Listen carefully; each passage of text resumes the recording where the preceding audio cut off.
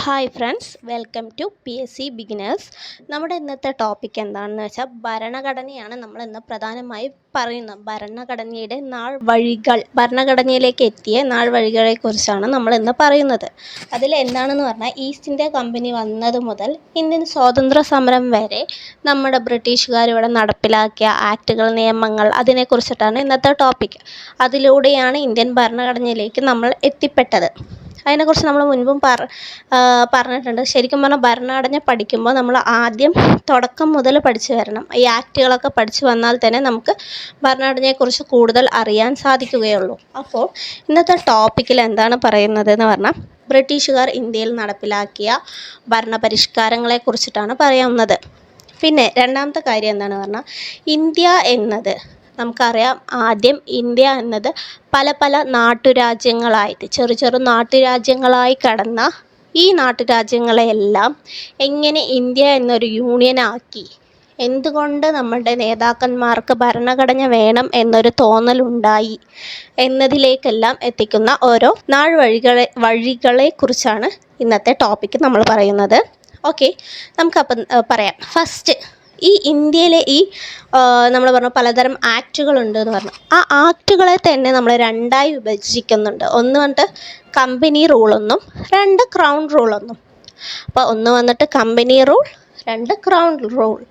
1773 മുതലാണ് 1858 വരെ. 1773 ടു 1858 വരെയാണ് എന്ത് വന്നിട്ടുള്ളത്, നമ്മുടെ കമ്പനി റൂള് വന്നിട്ടുള്ളത്. ക്രൗൺ റൂള് വന്ന 1858 മുതൽ 1947 വരെ. ഒന്നാം സ്വാതന്ത്ര്യ സമരം കഴിഞ്ഞതോടെ യാണ് നമ്മുടെ ക്രൗൺ റൂളിന് തുടക്കമായത്. എപ്പോഴാണെന്ന് പറഞ്ഞാൽ ഒന്നാം സ്വാതന്ത്ര്യ സമരം കഴിഞ്ഞതോടെ കമ്പനി റൂൾ അവസാനിപ്പിച്ചു. ക്രൗൺ റൂള് നമ്മുടെ ഇംഗ്ലണ്ടിൽ രാജ്ഞി ഭരണം ഏറ്റെടുത്തപ്പോൾ മുതലാണ് ക്രൗൺ റൂൾ സ്റ്റാർട്ട് ചെയ്തത്. അപ്പോൾ നമുക്ക് ഫസ്റ്റ് തൊട്ട് ഒന്നുകൂടെ പറയാം. എന്താണ് കമ്പനി റൂള്, എന്താണ് ക്രൗൺ റൂള് എന്നുള്ളതാണ് ആദ്യം പറയേണ്ടത്. പക്ഷേ നമുക്ക് അതിന് മുന്നേ എന്താ പറയാനുള്ളത് എന്ന് പറഞ്ഞാൽ എന്താണ് ഈസ്റ്റ് ഇന്ത്യ കമ്പനി എന്ന് നമുക്ക് പറയാം. നമ്മൾ പറഞ്ഞു east India company, English east India company എന്നത് അതിനു മുമ്പ്, അതായത് ജോൺ മിൽട്ടൺ ഹാൾ സ്ഥാപിച്ച 1599 ജോൺ മിൽട്ടൺ ഹാൾ സ്ഥാപിച്ച ദ മർച്ചൻ്റ് ഓഫ് അഡ്വഞ്ചേഴ്സ് എന്ന കമ്പനിയാണ് 1600 ഡിസംബറിൽ എന്തായി മാറിയത്, ഇംഗ്ലീഷ് ഈസ്റ്റ് ഇന്ത്യ കമ്പനിയായി മാറിയത്. ഒന്നുകൂടെ പറയാം, ജോൺ മിൽട്ടൺ ഹാൾ സ്ഥാപിച്ച ദി മർച്ചൻ്റ് ഓഫ് അഡ്വഞ്ചേഴ്സ് എന്ന 1599 കമ്പനിയാണ് പിന്നീട് 1600 ഡിസംബറിൽ ഇംഗ്ലീഷ് ഈസ്റ്റ് ഇന്ത്യ കമ്പനി എന്നായി മാറിയത്. ഓക്കെ, അങ്ങനെ വന്ന ഇംഗ്ലീഷ് ഈസ്റ്റ് ഇന്ത്യ കമ്പനി എന്ന പേരിൽ കുറച്ച് വ്യാപാരികൾ നമ്മുടെ ഇന്ത്യയിലെത്തി. ഇംഗ്ലീഷ് ഈസ്റ്റ് ഇന്ത്യ കമ്പനി എന്ന പേരിൽ കുറച്ച് വ്യാപാരികൾ ഇന്ത്യയിലെത്തുകയും ഇന്ത്യയിൽ വ്യാപാരം നടത്തുകയും പിന്നീട് അവർ ഭരണകാര്യങ്ങളിൽ ഇടപെടുകയും എല്ലാം ചെയ്തു. അങ്ങനെ അവർ ഭരണകാര്യങ്ങളിൽ ഇടപെടുകയും ചെയ്തു.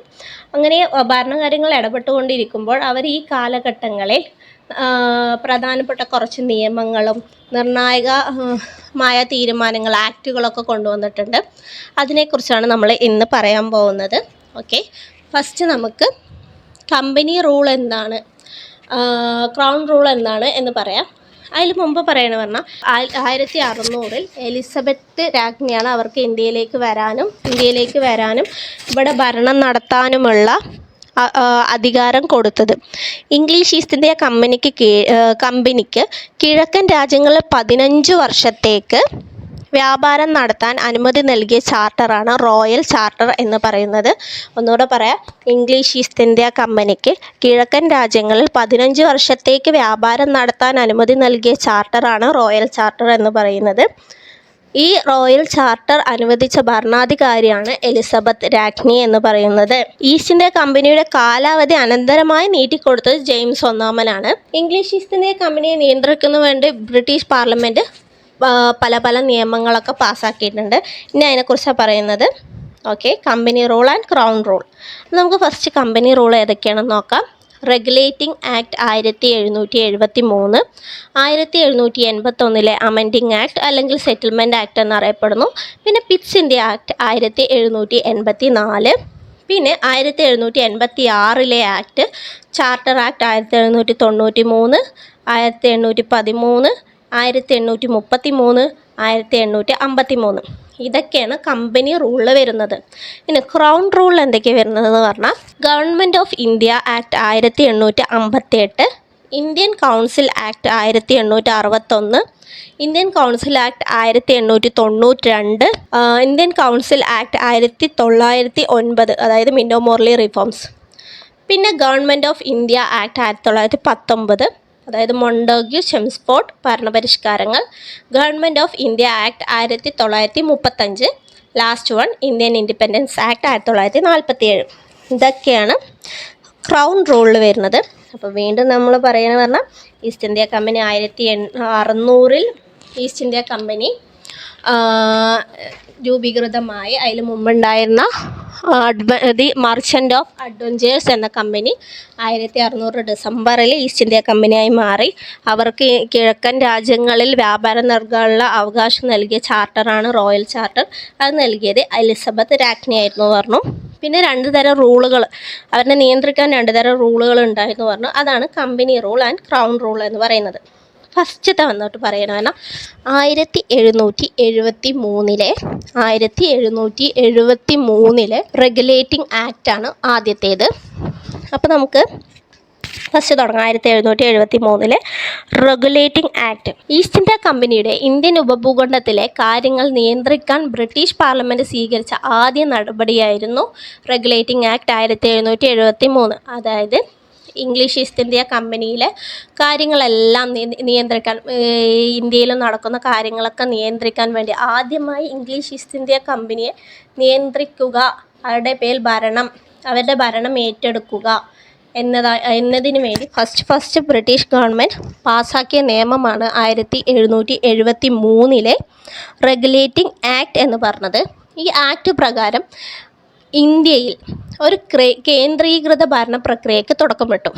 ഈ ആക്ട് പ്രകാരം ഇന്ത്യയിൽ ഒരു കേന്ദ്രീകൃത ഭരണ പ്രക്രിയയ്ക്ക് തുടക്കമിട്ടു. ഇതിലെന്താ പറയുന്നത് പറഞ്ഞാൽ ഈ ഇന്ത്യയിലുള്ള ഈസ്റ്റ് ഇന്ത്യ കമ്പനിയുടെ ഒരു ഭരണസമിതി ബ്രിട്ടനിലുണ്ട്. അവരെയാണ് കോർട്ട് ഓഫ് ഡയറക്ടേഴ്സ് എന്ന് പറയുന്നത്. ആ കോർട്ട് ഓഫ് ഡയറക്ടേഴ്സിനോട് ബ്രിട്ടീഷ് സർക്കാർ എന്താവശ്യപ്പെട്ടു? ഇന്ത്യയിലെ വരുമാനം, സിവിൽ സൈനിക കാര്യങ്ങൾ എന്നിവയെക്കുറിച്ച് റിപ്പോർട്ട് നൽകാൻ ആവശ്യപ്പെട്ടു. അവരെന്തൊക്കെയാണ് ഇന്ത്യയിൽ ചെയ്യുന്നത്, അവരുടെ ഭരണങ്ങൾ എന്തൊക്കെയാണ്, ഇന്ത്യയിലുള്ള സൈനിക കാര്യങ്ങൾ എന്തൊക്കെയാണ് എന്നൊക്കെ അറിയാൻ വേണ്ടിയിട്ട് അവരുടെ അവരെ നിയന്ത്രിക്കാൻ വേണ്ടിയിട്ട് കൊണ്ടുവന്ന ആദ്യത്തെ ആക്റ്റാണ് റെഗുലേറ്റിംഗ് ആക്ട് 1773 എന്ന് പറയുന്നത്. ഓക്കെ, ഇതിലെന്താണ് പറഞ്ഞാൽ എന്തുകൊണ്ട് അങ്ങനെ ചെയ്തത് പറഞ്ഞാൽ ഈ കമ്പനിയിൽ വർക്ക് ചെയ്തിട്ടുണ്ടായിരുന്ന ആൾക്കാർ വന്നിട്ട് കമ്പനിയിൽ വന്നതാണെങ്കിലും അവർ സ്വകാര്യമായിട്ട് അവരുടെ സ്വന്തം ഇഷ്ടപ്രകാരം വ്യാപാരത്തിൽ ഏർപ്പെട്ട് നാട്ടുകാരിൽ നിന്നും രാജാക്കന്മാരിൽ നിന്നും കൈക്കൂലിയും സമ്മാനങ്ങളൊക്കെ വാങ്ങുന്നു എന്നൊക്കെ ഇവർക്ക് മനസ്സിലായപ്പോൾ അതിനൊക്കെ നിയന്ത്രണം ഏർപ്പെടുത്താൻ വേണ്ടി പല ഭാഗത്തായി ചിന്നിച്ചിതറിക്കിടക്കുന്ന എല്ലാ ബ്രിട്ടീഷുകാരെയും എല്ലാ വ്യാപാരികളെയും ഒന്നിച്ച് ഒരു കുടക്കീഴിൽ കൊണ്ടുവരിക, ഒരു നിയന്ത്രണത്തിൽ കൊണ്ടുവരിക എന്നായിരുന്നു ഈ ആക്ടിൻ്റെ പ്രധാന ലക്ഷ്യം എന്ന് പറയുന്നത്. ഓക്കെ, ഞാൻ പറഞ്ഞു റെഗുലേറ്റിംഗ് ആക്ട് ഇന്ത്യയിൽ ഒരു കേന്ദ്രീകൃത ഭരണപ്രക്രിയയ്ക്ക് തുടക്കമിട്ടു എന്ന് പറഞ്ഞു. പിന്നെ ബംഗാളിൻ്റെ ഗവർണർ ജനറലാക്കി ആദ്യത്തെ ഗവർണർ ജനറൽ എന്ന് പറയുന്നത് വാറൻ ഹേസ്റ്റിങ്സ് ആയിരുന്നു. ആദ്യത്തെ ഗവർണർ ജനറൽ എന്ന് പറയുന്നത് വാറൻ ഹേസ്റ്റിങ്സ് ആയിരുന്നു. ഓക്കെ, പിന്നെ ബോംബെയിലെയും മദ്രാസിലെയും ഗവർണർ ജനറൽമാരുടെ സബോർഡിനേറ്റ് ആക്കി മാറ്റി. അപ്പോൾ നമ്മൾ റെഗുലേറ്റിംഗ് ആക്ടിനെ കുറിച്ച് പറഞ്ഞു. ബ്രിട്ടീഷ് കമ്പനിയെ നിയന്ത്രിക്കാൻ വേണ്ടി ആദ്യം കൊണ്ടുവന്ന ആക്റ്റായിരുന്നു റെഗുലേറ്റിംഗ് ആക്ട് എന്ന് പറയുന്ന. ആ കമ്പനിയിലുള്ള എല്ലാ വ്യാപാരികളെയും എല്ലാ ഭരണകാര്യങ്ങളെയും സൈനിക കാര്യങ്ങളെയും ഒരു കുടക്കീഴിൽ കൊണ്ടുവന്ന് ഒരു കേന്ദ്രീകൃത ഭരണപ്രക്രിയയ്ക്ക് തുടക്കമിട്ടു എന്ന് പറഞ്ഞു. ബംഗാൾ ഗവർണറെ ബംഗാളിൻ്റെ ഗവർണർ ജനറൽ ആക്കി എന്ന് പറഞ്ഞു. അങ്ങനെ ആദ്യമായി വന്നത് വാറൻ ഹേസ്റ്റിങ്സ് ആണ് എന്നും പറഞ്ഞു. ഗവർണർ ജനറലിനെ സഹായിക്കാനായി ഒരു 4 അംഗ കൗൺസിൽ രൂപീകരിച്ചിട്ടുണ്ടായിരുന്നു. ഈ ബോംബെയിലെയും മദ്രാസിലെയും ഗവർണർ ജനറൽമാരിനെ ഈ ഗവർണർ ജനറലിൻ്റെ ബംഗാൾ ഗവർണർ ജനറലിൻ്റെ ആജ്ഞാനുവർത്തികളാക്കി, അതായത് സബോർഡിനേറ്റുകളാക്കി. പിന്നെ 1774 ഒരു സുപ്രീം കോടതി അവിടെ സ്ഥാപിച്ചിട്ടുണ്ടായിരുന്നു. 1774 ഒരു സുപ്രീം കോടതി അവരവിടെ സ്ഥാപിച്ചിട്ടുണ്ടായിരുന്നു. അതിൽ ഒരു ചീഫ് ജസ്റ്റിസും 3 ജഡ്ജിമാരും അടങ്ങുന്നതായിരുന്നു. കൽക്കട്ടയിലായിരുന്നു, ഫോർട്ട് വില്യമിലായിരുന്നു ഈ സുപ്രീം കോടതി സ്ഥാപിച്ചിട്ടുണ്ടായിരുന്നത്. ഓക്കെ, പിന്നെ പറയുകയാണെന്ന് പറഞ്ഞാൽ ഈ 1773 റെഗുലേറ്റിംഗ് ആക്ട് വന്നതിന് ശേഷം ഓരോ 20 വർഷം കൂടുമ്പോഴും ചാർട്ടർ ആക്ട് കൊണ്ടുവരാനും കൂടി അവർ തീരുമാനിച്ചു. ഓരോ 20 വർഷം കൂടുമ്പോഴും ചാർട്ടർ ആക്ട് കൊണ്ടുവരാൻ തീരുമാനിച്ചു. നമ്മൾ പിന്നെ പറഞ്ഞു, ഇവിടെ വന്ന ഗവർണർ ജനറൽ, ബംഗാൾ ഗവർണർ ജനറലായിട്ട് ഫസ്റ്റ് കൊണ്ടുവന്നത് ആരിനെയാണെന്നാണ് നമ്മൾ പറഞ്ഞത്? വാറൻ ഹേസ്റ്റിങ്സിനെയാണ് കൊണ്ടുവന്നത് പറഞ്ഞു. ബംഗാൾ ഗവർണർ ജനറലാക്കി വാറൻ ഹേസ്റ്റിങ്സിനെയാണ് കൊണ്ടുവന്നതെന്ന് പറഞ്ഞു. അപ്പോൾ ആ വ്യക്തിയാണ് 1772 ഡുവൽ ഗവൺമെൻറ് അവസാനിപ്പിച്ച വ്യക്തിയാണ് വാറൻ ഹേസ്റ്റിങ്സ് എന്നാക്കിയത്. ഇദ്ദേഹത്തിൻ്റെ കീഴിൽ ബാക്കിയുള്ള എല്ലാവരെയും കൊണ്ടുവരിക എന്നതായിരുന്നു ഈ ആക്റ്റിലൂടെ ലക്ഷ്യമിട്ടിട്ടുണ്ടായിരുന്നത്. ഓക്കെ, അടുത്തത് നമുക്ക് പറയുകയെന്ന് പറഞ്ഞാൽ പിറ്റ്സ് ഇന്ത്യ ആക്ട് ആണ് വരുന്നത്. പിറ്റ്സ് ഇന്ത്യ ആക്ടിന് മുന്നേ വേറൊരു ആക്ട് ഉണ്ട് കേട്ടോ. 1781 അമെൻമെൻറ്റ് ആക്ട് എന്ന് പറഞ്ഞാൽ അതായത് ഭേദഗതി കൊണ്ടുവരികയാണ് ഇതിലൂടെ ഉദ്ദേശിച്ചിട്ടുണ്ടായിരുന്നത്. സുപ്രീം കോടതിയുടെ പരിധിയിൽ നിന്നും governor general, executive council, company ജീവനക്കാർ എന്നിവരെ സുപ്രീം കോടതി പരിധിയിൽ നിന്ന് ഒഴിവാക്കി. പിന്നെ ഈ മുസ്ലിങ്ങൾക്ക് മുഹമ്മദൻ കേസ് അങ്ങനെയൊക്കെ വരുന്നവർക്ക് അവരുടെ മതപരമായ നിയമം എന്നുള്ള ലെവലിൽ അവർക്കൊരു നിയമം, ഹിന്ദുക്കൾക്ക് വേറൊരു നിയമം എന്നിങ്ങനെ കൊണ്ടുവന്നതും 1781 അമെൻമെൻറ്റ് ആക്ടിലൂടെയായിരുന്നു. സെറ്റിൽമെൻറ്റ് ആക്ട് എന്നും കൂടി ഇതിനറിയപ്പെട്ടു. അപ്പോൾ ഇതിൽ തന്നെയാണ് എന്ത് വന്നത്? എക്സിക്യൂട്ടീവിനെയും ജുഡീഷ്യറിയും വേർതിരിക്കുകയാണ് ചെയ്തിട്ടുണ്ടായിരുന്നത്. അതായത് ഇതിൽ നിന്ന് ഈ ഗവർണർ ജനറലിനെ ഇവരുടെ കീഴിൽ നിന്ന് മാറ്റിയതോടെ ഈ രണ്ടുപേരെയും, സുപ്രീം കോടതിയും ഗവർണർ ജനറലിനെയും എക്സിക്യൂട്ടീവിനെയും ജുഡീഷ്യറിയെയും രണ്ടാക്കി മാറ്റുകയാണ് ചെയ്തിട്ടുണ്ടായിരുന്നത്. ഓക്കെ, അടുത്തത് വരുന്നത് പിറ്റ്സ് ഇന്ത്യ ആക്ട് 1784 ഈ നിയമം പാസ്സാക്കിയപ്പോൾ ബ്രിട്ടൻ്റെ പ്രധാനമന്ത്രിയായത് വില്യം പിറ്റ് ആയിരുന്നു. അതുകൊണ്ടാണ് അദ്ദേഹത്തിൻ്റെ പേര് തന്നെ ഈ ആക്ടിന് വന്നത്. ഈ നിയമത്തിലൂടെ ഇന്ത്യൻ ഭരണകാര്യങ്ങൾ ബ്രിട്ടീഷ് സർക്കാരിൻ്റെ നേരിട്ടുള്ള നിയന്ത്രണത്തിലാക്കി. ഈ ഇന്ത്യയിലെ കമ്പനി പ്രദേശങ്ങളെ എല്ലാം തന്നെ ബ്രിട്ടീഷ് പൊസഷൻസ് എന്ന ആദ്യമായി നിയമം രേഖപ്പെടുത്തിയതും ഈ നിയമത്തിലൂടെയാണ്. പിന്നെ ഈ കമ്പനിയുടെ വാണിജ്യ രാഷ്ട്രീയ പ്രവർത്തനങ്ങളെ അവർ വേർതിരിച്ചു. അതായത് ഡുവൽ ഗവൺമെൻറ് കൊണ്ടുവന്നു. എങ്ങനെയാണ് ഡുവൽ ഗവൺമെൻറ് കൊണ്ടുവന്നു പറഞ്ഞാൽ board of control and court of directors എന്നിങ്ങനെ രണ്ടായി തരംതിരിച്ചിട്ട് ഈ ബോർഡ് ഓഫ് കൺട്രോൾ രാഷ്ട്രീയ കാര്യങ്ങളും കോർട്ട് ഓഫ് ഡയറക്ടേഴ്സ് വാണിജ്യ കാര്യങ്ങളും നിയന്ത്രിച്ചു. ഈ മദ്രാസിലെ ബോംബെയിലെ ഗവർണർമാരുടെ കൗൺസിലുകൾ സ്ഥാപിക്കുകയും ചെയ്തു. മദ്രാസിലെയും ബോംബെയിലെയും ഗവർണർമാരുടെ കൗൺസിലുകൾ ഓക്കെ, അപ്പോൾ പിറ്റ്സ് ഇന്ത്യ നിയമം എന്തിനാണെന്ന് പറഞ്ഞാൽ റെഗുലേറ്റിംഗ് ആക്ടിലെ അപാകതകൾ പരിഹരിക്കുന്നതിനായി പാസാക്കിയ നിയമമാണ്.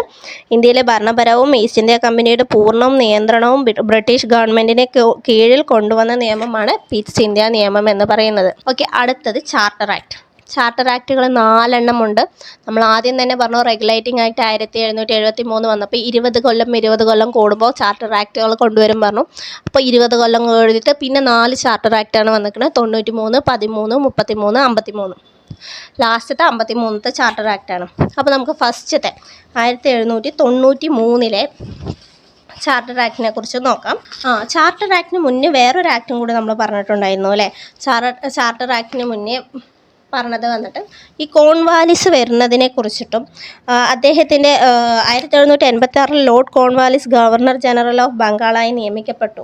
അപ്പോൾ അദ്ദേഹം കുറച്ച് മുന്നോട്ട് വെച്ചൊരു അദ്ദേഹത്തിൻ്റെ ആവശ്യങ്ങളുണ്ട്. എന്തൊക്കെയാണ് പറഞ്ഞാൽ അദ്ദേഹത്തിൻ്റെ തീരുമാനം അന്തിമമായിരിക്കണം. ചില കാര്യങ്ങളിൽ അദ്ദേഹം തീരുമാനിക്കുന്നതായിരിക്കണം മുൻഗണന നൽകേണ്ടത്.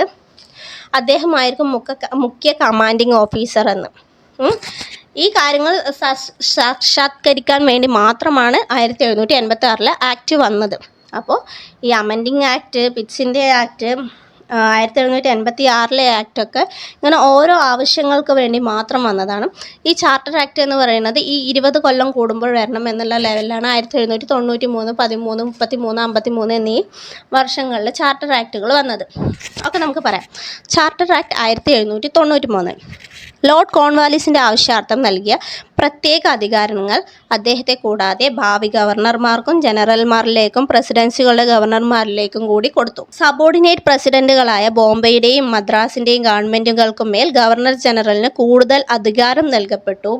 ഇന്ത്യയുടെ വ്യാപാര കുത്തക 20 വർഷത്തേക്കു കൂടി ഈസ്റ്റ് ഇന്ത്യ കമ്പനിക്ക് നീട്ടിക്കൊടുത്തു. ഓൾറെഡി കൊടുത്തതിൽ കൂടെ 20 വർഷത്തേക്ക് കൂടി വ്യാപാര കുത്തക ഈസ്റ്റ് ഇന്ത്യ കമ്പനിക്ക് തന്നെ മോണോപോളി കൊടുത്തു.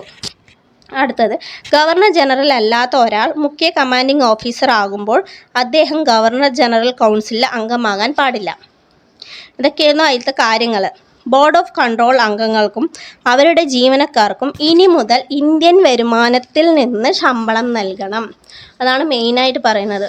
1793 എന്താ പറയുന്നത്, ബോർഡ് ഓഫ് കൺട്രോൾ അംഗങ്ങൾക്കും അവരുടെ ജീവനക്കാർക്കും ഇനി മുതൽ ഇന്ത്യൻ വരുമാനത്തിൽ നിന്നും ശമ്പളം നൽകണം എന്ന നിയമം കൂടി പറഞ്ഞു.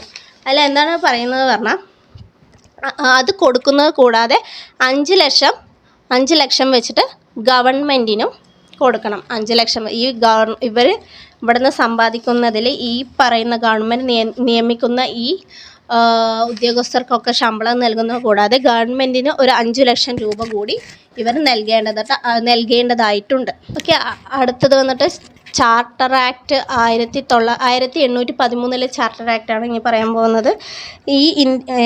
ഈ നിയമം ഇന്ത്യയുമായുള്ള ഈസ്റ്റ് ഇന്ത്യ കമ്പനിയുടെ വ്യാപാര കുത്തക അവസാനിപ്പിച്ചിട്ട് കമ്പനിക്ക് മാത്രം വ്യാപാരം ചെയ്യാമെന്നതിൽ നിന്ന് വ്യത്യസ്തമായിട്ട് എല്ലാ ബ്രിട്ടീഷ് പൗരന്മാർക്കും വേണ്ടിയിട്ട് ഇത് തുറന്നു കൊടുത്തു.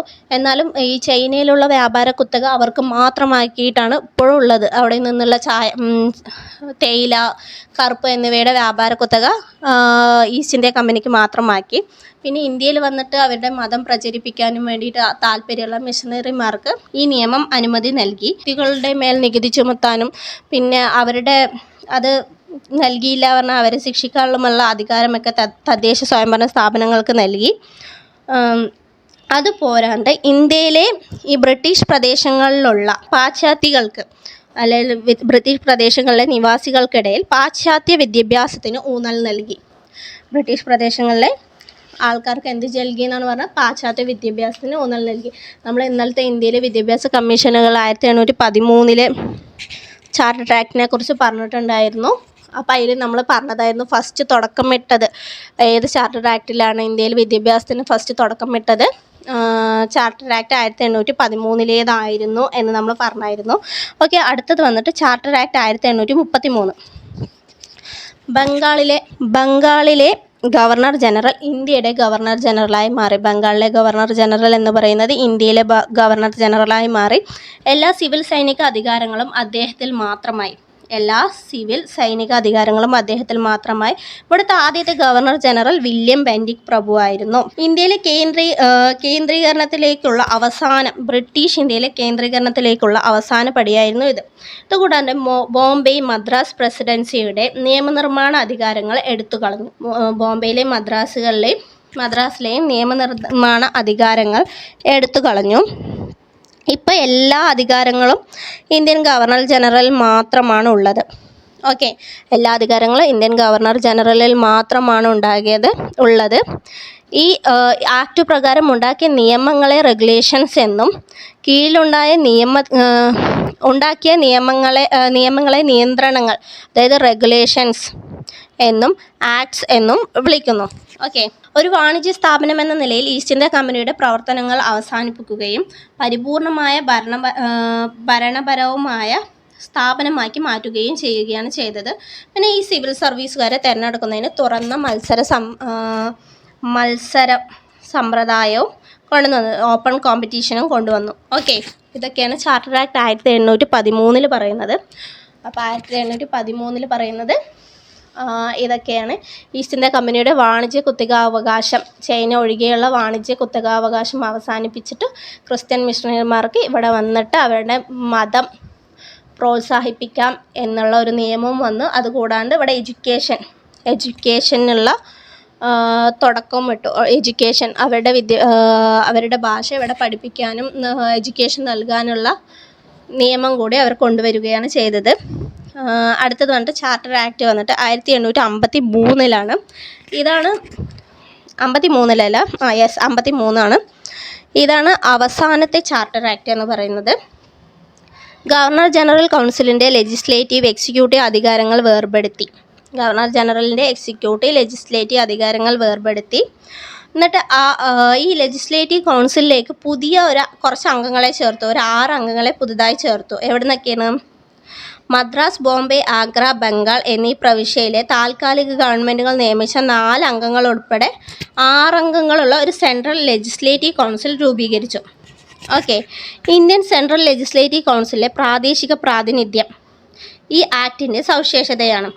തുറന്ന മത്സരത്തിലൂടെ ഉദ്യോഗസ്ഥരെ റിക്രൂട്ട് ചെയ്യുന്നതിനുള്ള ഒരു മാർഗമായാണ് ഇന്ത്യൻ സിവിൽ സർവീസ് ആരംഭിച്ചത്. 1854 സിവിൽ സർവീസിനായുള്ള മെക്കാളെ മിനിറ്റ്സും കൊണ്ടുവന്നു. അപ്പോൾ നമ്മൾ പറഞ്ഞു 1813 ചാർട്ടർ ആക്ടിൽ 43-ാം ഭേദഗതിയിലൂടെയാണ് മെക്കാളെ മിനിറ്റ്സ് വന്നത് എന്ന് പറഞ്ഞു. ഓക്കെ, അത് നമ്മുടെ വിദ്യാഭ്യാസ കമ്മീഷനുകൾ പറയുമ്പോൾ അതിൽ പറയുന്നുണ്ട്. ഓക്കെ, ഇത്രയാണ് നമ്മുടെ വരുന്നത്, കമ്പനി നിയമങ്ങളിൽ വരുന്നത്. അപ്പോൾ ഏതൊക്കെയാണ്? ഫസ്റ്റ് വന്നത് റെഗുലേറ്റിംഗ് ആക്ട് 1773. അത് 20 കൊല്ലം കൂടുമ്പോൾ ചാർട്ടർ ആക്ടുകൾ കൊണ്ടുവരിക എന്നുള്ളതും ആദ്യത്തെ ബ്രിട്ടീഷ് ഈസ്റ്റ് ഇന്ത്യ കമ്പനിക്ക് മേലുള്ള ബ്രിട്ടീഷ് ഗവൺമെൻറ്റിൻ്റെ ഫസ്റ്റത്തെ നിയമമായിരുന്നു അത് എന്ന് പറഞ്ഞു. പിന്നെ അമെൻഡിങ് ആക്ട്, അത് അമെൻഡ് ചെയ്യാൻ വേണ്ടിയിട്ട്, ഭേദഗതി ചെയ്യാൻ വേണ്ടിയിട്ട് ഒരു സെറ്റിൽമെൻറ്റ് ആക്ട് കൊണ്ടുവന്നു. ഇത് കൂടാണ്ട് പിറ്റ്സ് ഇന്ത്യ ആക്ട് 1784, 1786 ആക്ട്. അത് കഴിഞ്ഞ് 20 കൊല്ലം കൂടുമ്പോൾ 4 ചാർട്ടർ ആക്ടുകൾ കൊണ്ടുവന്നിരുന്നു. Charter act 1793, 1813, 1833, 1853. ഇനി നമുക്ക് ക്രൗൺ റൂളിനെ കുറിച്ച് പറയാം. ക്രൗൺ റൂൾ വന്നത് 1858 മുതൽ 1947 വരെയാണ്. അപ്പോൾ നമ്മുടെ 1-ാം സ്വാതന്ത്ര്യ സമരം നടന്നതിന് ശേഷം നമ്മളുടെ ഇന്ത്യയിലെ ഭരണം നേരിട്ട് രാജ്ഞിയുടെ കീഴിലായി എന്ന് നമ്മൾ പറഞ്ഞിട്ടുണ്ടായിരുന്നു. 1-ാം സ്വാതന്ത്ര്യ സമരത്തിന് ശേഷം ഇന്ത്യയുടെ ഭരണം ആര് നേരിട്ട് ഏറ്റെടുത്തു? ബ്രിട്ടനിലെ രാജ്ഞി നേരിട്ട് ഏറ്റെടുത്തു എന്ന് പറഞ്ഞു.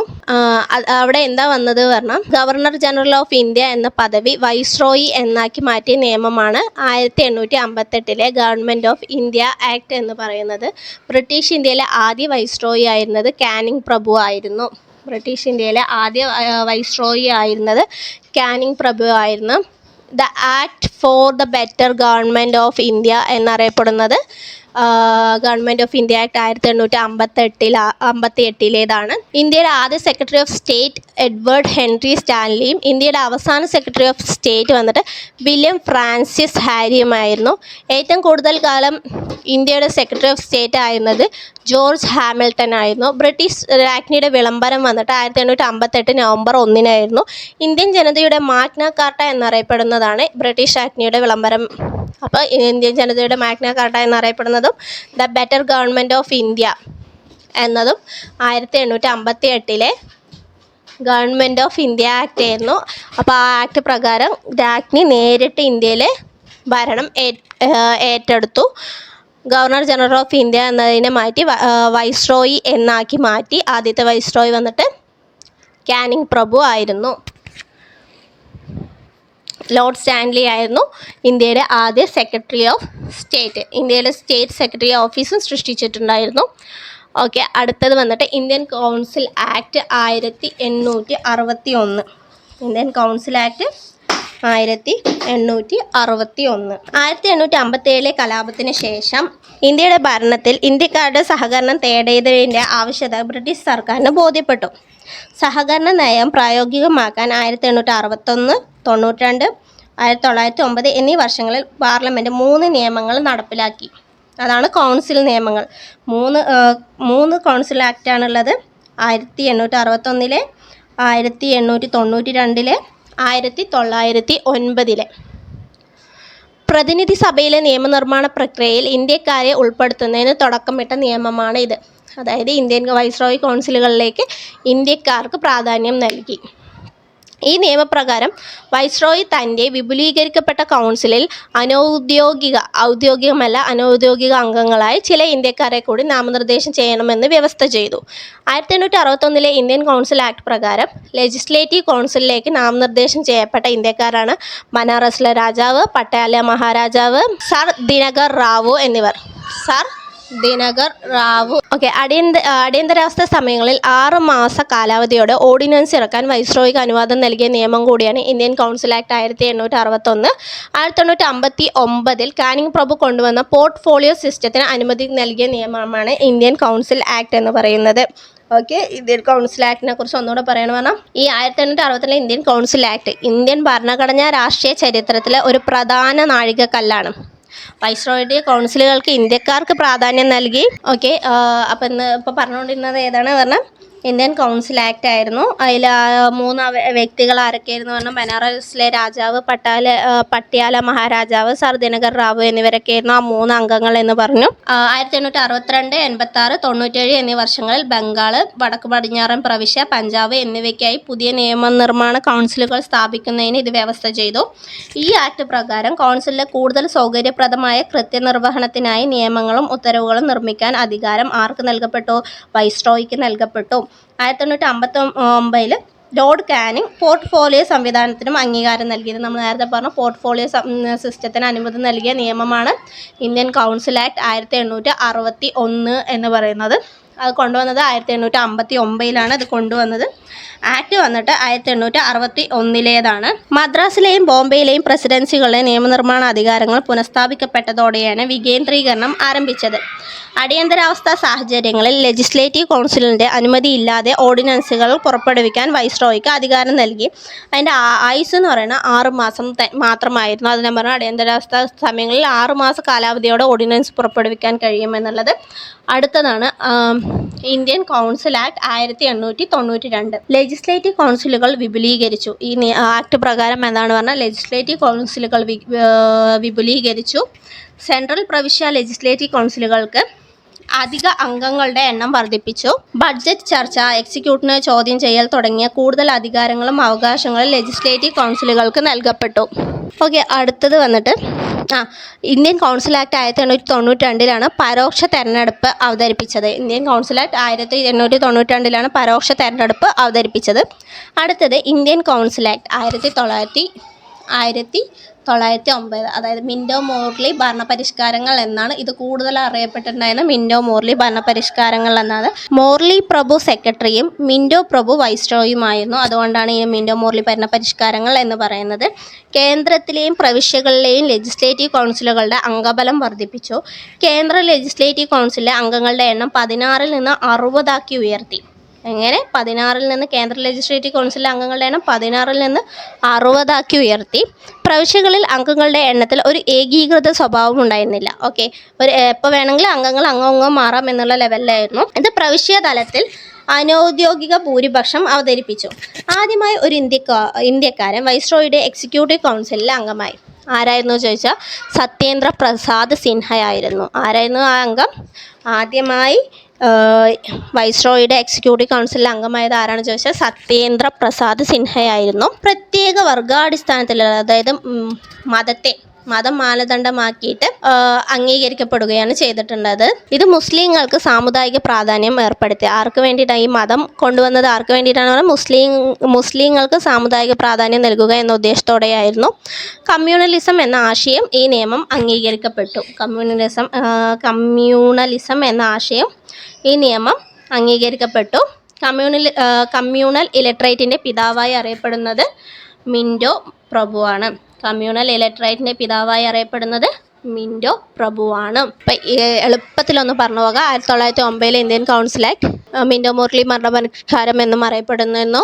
ബ്രിട്ടീഷ് വൈസ്രോയി ആയിരുന്ന മിൻറ്റോ പ്രഭു, സ്റ്റേറ്റ് സെക്രട്ടറി ആയിരുന്ന മോർലി പ്രഭു നേതൃത്വത്തിൽ ഇന്ത്യയിൽ നടപ്പിലാക്കിയ ഭരണപരിഷ്കാരമാണിത്.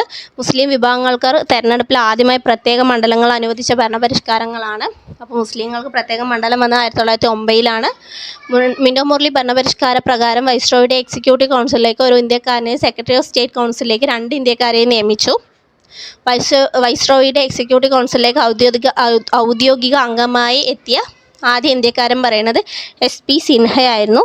ഇന്ത്യയുടെ സാമുദായിക നിയോജക മണ്ഡലത്തിൻ്റെ പിതാവ്, ഫാദർ ഓഫ് കമ്മ്യൂണൽ ഇലക്ട്രേറ്റ് എന്ന് പറയുന്നത് മിൻറ്റോ പ്രഭു ആയിരുന്നു. ഗവൺമെൻറ് ഓഫ് ഇന്ത്യ ആക്ട് 1919, അത് വേറൊരു പേരിലും കൂടി അറിയപ്പെടുന്ന എന്താണ്? മൊണ്ടേഗു ചെംസ്ഫോർഡ് ഭരണപരിഷ്കാരങ്ങൾ. എപ്പോഴും ഈ മൊണ്ടേഗുവും മിൻറ്റോ മോർലിയും ഈ 9കളുടെ വ്യത്യാസത്തിൽ അങ്ങും മാറും. അപ്പോൾ അതൊന്ന് ശ്രദ്ധിക്കേണ്ടതുണ്ട്. ഇതിലെന്താ പറയുന്നത് പറഞ്ഞാൽ ബ്രിട്ടീഷ് വൈസ്രോയി ആയിരുന്ന ചെംസ്ഫോർഡ് പ്രഭുവിൻ്റെയും സ്റ്റേറ്റ് സെക്രട്ടറി ആയിരുന്ന മൊണ്ടേഗു പ്രഭുവിൻ്റെയും നേതൃത്വത്തിൽ ഇന്ത്യയിൽ നടപ്പിലാക്കിയ മാറ്റങ്ങളാണ് മൊണ്ടേഗു ചെംസ്ഫോർഡ് ഭരണപരിഷ്കാരങ്ങൾ എന്നറിയപ്പെടുന്നത്. മൊണ്ടേഗു ചെംസ്ഫോർഡ് ഭരണപരിഷ്കാരത്തിന് കാരണമായ പ്രഖ്യാപനമാണ് ആഗസ്റ്റ് പ്രഖ്യാപനം എന്നത്. നമ്മൾ ആഗസ്റ്റ് പ്രഖ്യാപനത്തെക്കുറിച്ച് ഒന്നുകൂടെ വ്യക്തമായിട്ട് വേറെ ക്ലാസ്സുകളുണ്ടാവും. മൊണ്ടേഗു ചെംസ്ഫോർഡ് ഭരണപരിഷ്കാരത്തിൻ്റെ മറ്റൊരു പേരാണ് മോൺഫോർട്ട് ഭരണപരിഷ്കാരം. മൊണ്ടേഗു ചെംസ്ഫോർഡ് റിപ്പോർട്ട് പ്രസിദ്ധീകരിച്ചത് വന്നിട്ട് 1918 ഈ റിപ്പോർട്ടിൻ്റെ അടിസ്ഥാനത്തിൽ പാസ്സാക്കപ്പെട്ട നിയമമാണ് ഗവൺമെൻറ് ഓഫ് ഇന്ത്യ ആക്ട് 1919 എന്നറിയപ്പെടുന്നത്. പ്രവിശ്യകളിൽ ദ്വിഭരണം ഏർപ്പെടുത്തിയതും ഈ ഭരണപരിഷ്കാരത്തോടെയായിരുന്നു. ദ്വിമണ്ഡല സമ്പ്രദായം നിർദ്ദേശിച്ചു. ദ്വിഭരണം ഏർപ്പെടുത്തി ഇന്ത്യയിൽ ദ്വിമണ്ഡല സമ്പ്രദായം നിർദ്ദേശിച്ചു. പ്രവിശ്യ വിഷയങ്ങളെ റിസർവ്ഡ് എന്നും ട്രാൻസ്ഫേർഡ് എന്നും വേർതിരിച്ച പരിഷ്കാരമാണ് 1919 ഗവൺമെൻറ് ഓഫ് ഇന്ത്യ ആക്ട് എന്ന് പറയുന്നത്. ഈ നിയമപ്രകാരം വൈസ്രോയിയുടെ എക്സിക്യൂട്ടീവ് കൗൺസിലിലെ 6 അംഗങ്ങളിൽ കമാൻഡ് ഇൻ ചീഫ് ഒഴികെ 3 പേർ ഇന്ത്യക്കാരായിരിക്കണമെന്ന് നിഷ്കർഷിച്ചിട്ടുണ്ടായിരുന്നു. ഈ നിയമപ്രകാരം സിഖ്, ഇന്ത്യൻ ക്രിസ്ത്യാനികൾ, ആംഗ്ലോ ഇന്ത്യക്കാർ, യൂറോപ്യന്മാർ എന്നിവയ്ക്ക് പ്രത്യേക മണ്ഡലങ്ങൾ അനുവദിച്ചു. ആർക്കൊക്കെയാണ് പറഞ്ഞാൽ സിഖുകാർക്ക്, ഇന്ത്യൻ ക്രിസ്ത്യാനി, ആംഗ്ലോ ഇന്ത്യക്കാർ, യൂറോപ്യന്മാർ എന്നിവർക്ക് പ്രത്യേക മണ്ഡലങ്ങൾ. നമ്മൾ നേരത്തെ പറഞ്ഞതിൽ എന്താണ് പറഞ്ഞാൽ മുസ്ലിങ്ങൾക്ക് പ്രത്യേക മണ്ഡലം ഏർപ്പെടുത്തി എന്ന് പറഞ്ഞു. ആദ്യമായി പൊതു തെരഞ്ഞെടുപ്പ് നടത്താൻ കാരണമായ നിയമം കൂടിയാണ് 1919 നിയമം എന്ന് പറയുന്നത്. ആദ്യമായി പൊതു തെരഞ്ഞെടുപ്പ് നടന്നത് 1920 അപ്പോഴത്തെ വൈസ്രോയി വന്നിട്ട് റീഡിംഗ് പ്രഭു ആയിരുന്നു. ഇത് പ്രകാരം ഇന്ത്യയിൽ 5 പ്രാവശ്യം തെരഞ്ഞെടുപ്പ് നടന്നിട്ടുണ്ടായിരുന്നു. 1920, 23, 26, 30, 34. ഇന്ത്യയിൽ ആദ്യമായി സ്ത്രീകൾക്ക് വോട്ട് ചെയ്യാനുള്ള അവകാശം നൽകിയ നിയമം കൂടിയാണ് 1919. അപ്പം നമ്മൾ പറഞ്ഞു ഇവർക്ക് പ്രത്യേക മണ്ഡലങ്ങൾ ആർക്കൊക്കെ നൽകി? സിഖ്, ഇന്ത്യൻ ക്രിസ്ത്യാനി, ആംഗ്ലോ ഇന്ത്യക്കാർ, യൂറോപ്യന്മാർ എന്നിവർക്ക് പ്രത്യേക മണ്ഡലം നൽകി. ആദ്യമായി പൊതു തെരഞ്ഞെടുപ്പ് കൊണ്ടുവന്നു. 1920 ഇത് പ്രകാരം അപ്പോൾ നടക്കുമ്പോഴുള്ള പ്രഭു കണ്ട് റീഡിംഗ് പ്രഭു ആയിരുന്നു വൈസ്രോയി. ഇത് പ്രകാരം 5 പ്രാവശ്യമാണ് തെരഞ്ഞെടുപ്പ് നടന്നത്. 1920, 23, 26, 30, 34. ഇത് പ്രകാരം ആദ്യമായി സ്ത്രീകൾക്ക് വോട്ട് ചെയ്യാനുള്ള അവകാശം ഇന്ത്യയിൽ ലഭിച്ചു. ഈ തെരഞ്ഞെടുപ്പിന് ശേഷം 1920 തെരഞ്ഞെടുപ്പിന് ശേഷം കേന്ദ്ര നിയമനിർമ്മാണ സഭയുടെ ആദ്യ അധ്യക്ഷനായത് സർ ഫെഡറിക് വൈറ്റ് ആയിരുന്നു. ഇന്ത്യക്കാരനായ അധ്യക്ഷൻ വന്നിട്ട് വിത്തൽഭായ് പട്ടേലും കേന്ദ്ര നിയമനിർമ്മാണ സഭയുടെ ആദ്യ അധ്യക്ഷൻ സർ ഫെഡറിക് വൈറ്റുമായിരുന്നു. ഇന്ത്യയിൽ ഔദ്യോഗിക നിയമനത്തിനായി ഒരു പബ്ലിക് സർവീസ് കമ്മീഷൻ നിലവിൽ വരാൻ കാരണമായ നിയമം കൂടിയാണ് ഗവൺമെൻറ് ഓഫ് ഇന്ത്യ ആക്ട് എന്ന് പറയുന്നത്. മൊണ്ടേഗു ചെംസ്ഫോർഡ് ഭരണപരിഷ്കാരം നിലവിൽ വരുമ്പോൾ secretary of state for India എന്ന് പറയുന്ന എഡ്വിൻ മൊണ്ടേഗു ആയിരുന്നു. അതാണ് മൊണ്ടേഗു ചെംസ്ഫോർഡ് ഭരണപരിഷ്കാരം എന്നുകൂടി അറിയപ്പെടുന്നത്.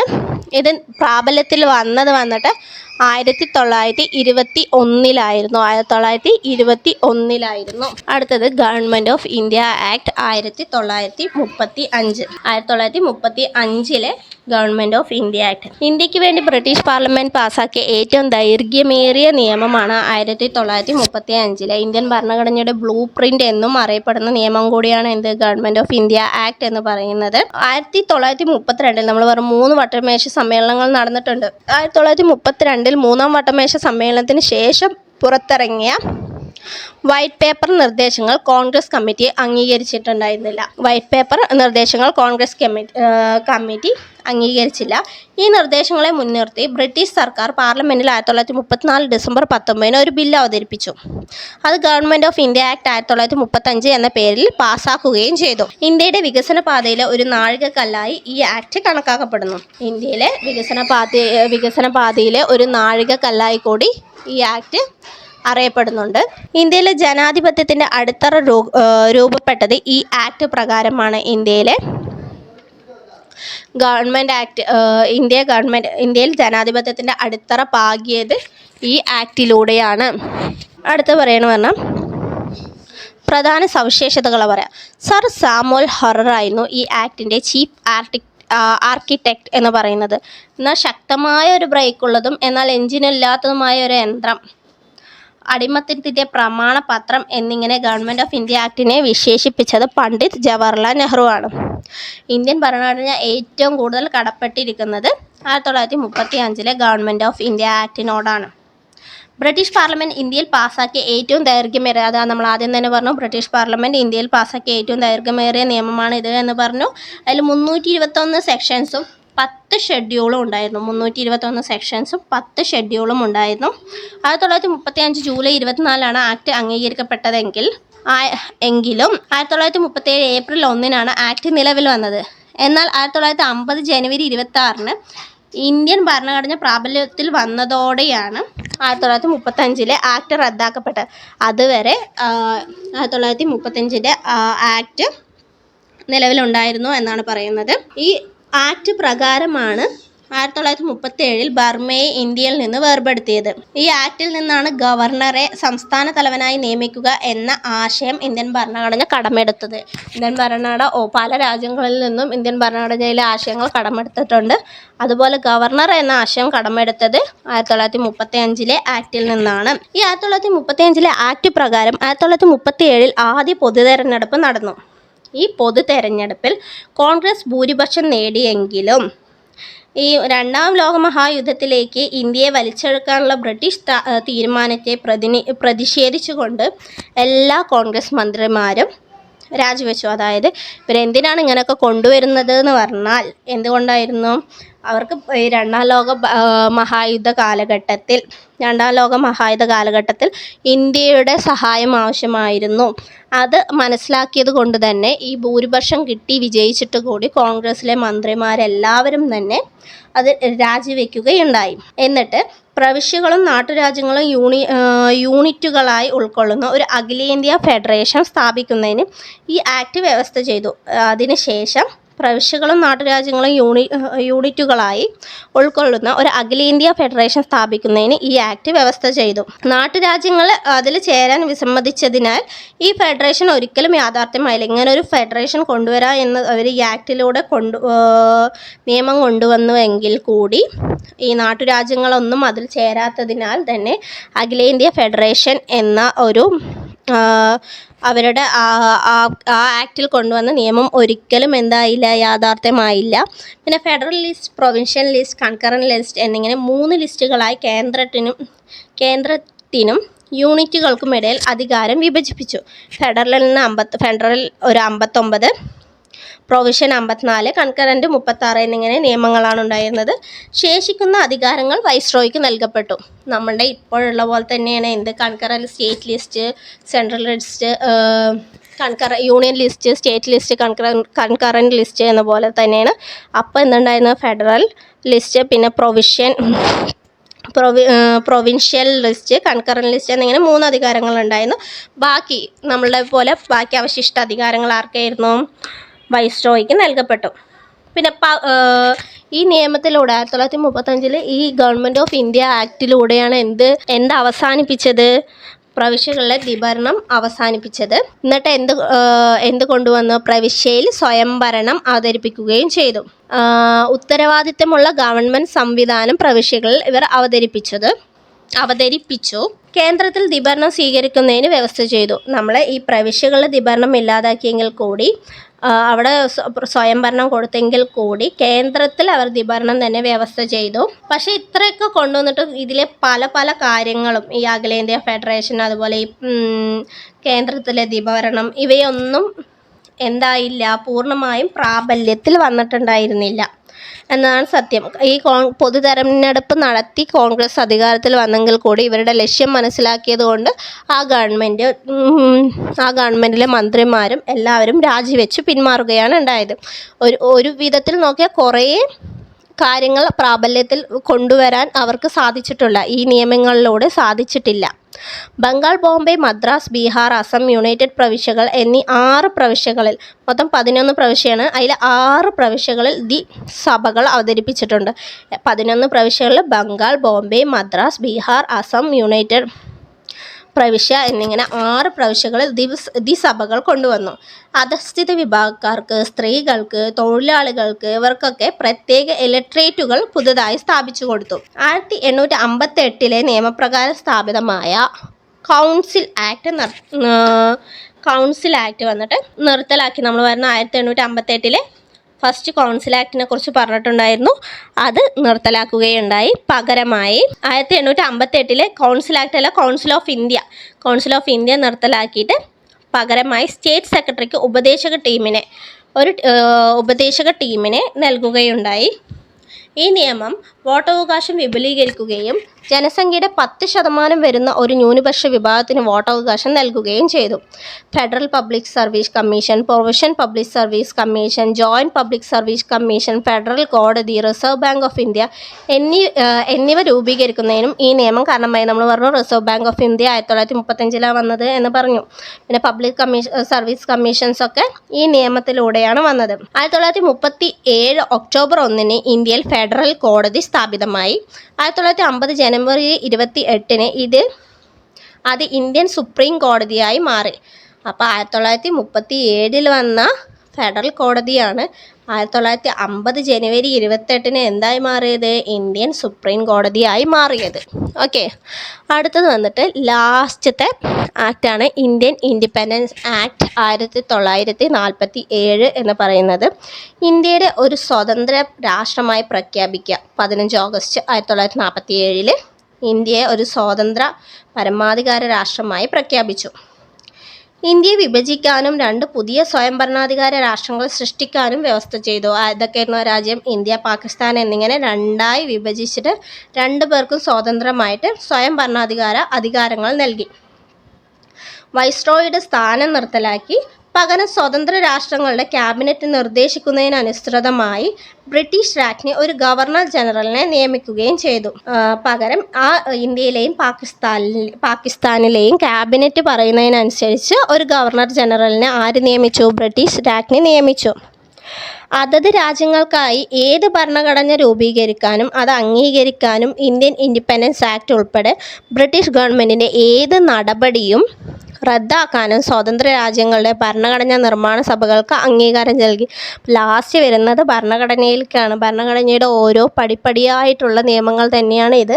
കണ്ടില്ലേ, അവസാനം ഈ ഭരണഘടനാ നിയമനിർമ്മാണ സഭ വന്നാൽ ഈ ഇന്ത്യൻ ഇൻഡിപെൻഡൻസ് ആക്ട് ഉൾപ്പെടെ ബ്രിട്ടീഷ് പാർലമെൻറ്റിൻ്റെ എല്ലാ ആക്റ്റുകളും, ഏത് ആക്റ്റുകൾ വേണമെങ്കിലും അവർക്ക് എന്ത് ചെയ്യാൻ പറ്റും? വേണ്ട എന്ന് വയ്ക്കാം, റദ്ദാക്കാൻ കഴിയും എന്നുകൂടി ഈ നിയമം വ്യവസ്ഥ ചെയ്തു. ഓക്കെ, ബ്രിട്ടീഷ് പാർലമെൻറ്റിൽ 1947 ജൂലൈ 18 ഇത് ഈ ആക്ട് അവതരിപ്പിച്ചതെങ്കിൽ കൂടി ഓഗസ്റ്റ് 15 ഇത് നിലവിൽ വന്നത്. ബ്രിട്ടീഷ് പാർലമെൻറ്റ് ഏറ്റവും അവസാനമായി ഇന്ത്യക്ക് വേണ്ടി പാസാക്കിയ നിയമമാണ് 1947 ഇന്ത്യൻ ഇൻഡിപെൻഡൻസ് ആക്ട് എന്ന് അറിയപ്പെടുന്നത്. 1947 ഓഗസ്റ്റ് 15 ശേഷം ബ്രിട്ടീഷ് പാർലമെൻറ്റ് പാസ്സാക്കുന്ന ഒരു നിയമങ്ങളും ഇരു രാഷ്ട്രങ്ങൾക്കും ബാധകമാവില്ല. കാരണം അവർക്ക് 1947 ഓഗസ്റ്റോടെ സ്വാതന്ത്ര്യം കിട്ടി. പിന്നെ അവർ കൊണ്ടുവരുന്ന ഒരു നിയമം നമുക്ക് അംഗീകരിക്കേണ്ട ആവശ്യമില്ല. അതുപോലെ തന്നെ നമ്മുടെ രാഷ്ട്രങ്ങൾക്ക് എന്ത് ചെയ്യാം? സ്വന്തമായി നിയമനിർമ്മാണ സഭയായി പ്രവർത്തിച്ച് അധികാരങ്ങളും നിയമങ്ങളും എല്ലാം ഉണ്ടാക്കാം എന്നുകൂടി ഇത് വ്യവസ്ഥ ചെയ്യുന്നത്. അതുകൂടാതെ ഇന്ത്യൻ സ്റ്റേറ്റ് സെക്രട്ടറി സ്ഥാനം കൂടി അവർ ഇല്ലാതാക്കി. അതുപോലെ ബാക്കിയുള്ള നാട്ടുരാജ്യങ്ങൾക്ക് നമ്മൾ പറഞ്ഞു, തുടക്കത്തിൽ ഇന്ത്യയിൽ പല പല നാട്ടുരാജ്യങ്ങളായിരുന്നു, അത് പിന്നീട് ഒരു യൂണിയനായി മാറിയതാണെന്ന് പറഞ്ഞാൽ അങ്ങനെയുള്ള നാട്ടുരാജ്യങ്ങൾക്ക് ഏതെങ്കിലും യൂണിയനിൽ ചേരാ അല്ലെങ്കിൽ സ്വതന്ത്രമായി തുടരാനും പറ്റും. അങ്ങനെ പല നാട്ടുരാജ്യങ്ങളെയും പിന്നീട് നമ്മൾ ലയന കരാറിലൂടെയും സൈനിക സഹായ വ്യവസ്ഥയിലൂടെയൊക്കെ നമ്മളുടെ രാജ്യത്തിലേക്ക് കൂട്ടിച്ചേർത്തിട്ടുണ്ട്. ഓക്കെ, അപ്പോൾ കൗൺസിലിൻ്റെ സഹായത്തിനും ഉപദേശത്തിനും അനുസൃതമായി പ്രവർത്തിക്കാൻ ഇരു രാഷ്ട്രങ്ങളും സഹായത്തിനും ഉപദേശത്തിനും അനുസൃതമായി പ്രവർത്തിക്കാൻ ഇരു രാഷ്ട്രങ്ങൾക്കും ഗവർണർ ജനറലിനെ ചുമതലപ്പെടുത്തി. അപ്പോൾ ഇതൊക്കെയാണ് ഏതിൽ വരുന്നത്? Indian independence act. Indian independence act 1947 വരുന്നത്. ഓക്കെ, ഇന്നത്തെ ക്ലാസ്സുകൾ പറയുന്നത് ഇതൊക്കെയായിരുന്നു. ഏതൊക്കെയാണെന്ന് പറഞ്ഞാൽ നമ്മുടെ കമ്പനി റൂളും ക്രൗൺ റൂളിനെ കുറിച്ചിട്ടുള്ള ക്ലാസ്സുകളായിരുന്നു ഇന്ന് ഞാൻ എടുത്തിട്ടുള്ളത്. അപ്പോൾ റെഗുലേറ്റിംഗ് ആക്ട്, കമ്പനി റൂളിൽ ഏതൊക്കെയാണ്? 1773 വന്ന റെഗുലേറ്റിംഗ് ആക്ട് മുതൽ 1858 വരെ, 58ലല്ല 53 ചാർട്ടർ ആക്ട് കേട്ടോ, അതുവരെയാണ് കമ്പനി റൂൾ ഉണ്ടായിരുന്നത്. അതുപോലെ ക്രൗൺ റൂൾ വന്നിട്ട് 58 മുതൽ 47 വരെയായിരുന്നു. നമ്മുടെ ശിപ്പായി ലഹളയ്ക്ക് ശേഷം രാജ്ഞി ഭരണം ഏറ്റെടുത്തിട്ട് പിന്നീട് വന്നതൊക്കെ ക്രൗൺ റൂളിൽ വരുന്ന നിയമങ്ങളായിരുന്നു. അപ്പോൾ ഫസ്റ്റ് വന്ന കമ്പനി റൂളിൽ ഏതൊക്കെയാണെന്നാണ് പറഞ്ഞത്? Regulating act 1773. അതിൻ്റെ ഇടയിൽ വന്ന പിന്നെ 20 കൊല്ലം കൂടുമ്പോൾ ചാർട്ടർ ആക്ടുകൾ വരണം പറഞ്ഞു. പക്ഷേ അതിൻ്റെ ഇടയിൽ ഒരു 3 ആക്ടുകൾ വന്നിട്ടുണ്ട്. ഒന്ന് റെഗുലേറ്റിംഗ് ആക്ടിനെ അമെൻഡ് ചെയ്യാൻ വേണ്ടിയിട്ട് 1781 വന്ന ഒരു സെറ്റിൽമെൻറ്റ് ആക്റ്റും പിന്നെ പിറ്റ്സ് ഇന്ത്യ ആക്റ്റും 1784, പിന്നെ 1786 ആക്റ്റും. അത് കൂടാണ്ട് 1793, 1813, 1833, 1853 എന്നീ വർഷങ്ങളിലെ ചാർട്ടർ ആക്റ്റുകളും പിന്നെ ക്രൗൺ റൂളിൽ വന്ന government of India act 1858, Indian council act 1861, 1909 Minto Morley ഭരണപരിഷ്കാരങ്ങളും 1919 മൊണ്ടോഗ്യു ചെംസ്ഫോർഡ് ഭരണപരിഷ്കാരങ്ങളും 1935 government of India act, Indian independence act 1947. അപ്പോൾ ഇന്നത്തെ ക്ലാസ് ഇതായിരുന്നു. ഇഷ്ടപ്പെട്ടാൽ നിങ്ങൾ ലൈക്ക് ചെയ്യുക, സബ്സ്ക്രൈബ് ചെയ്യുക. Okay, by.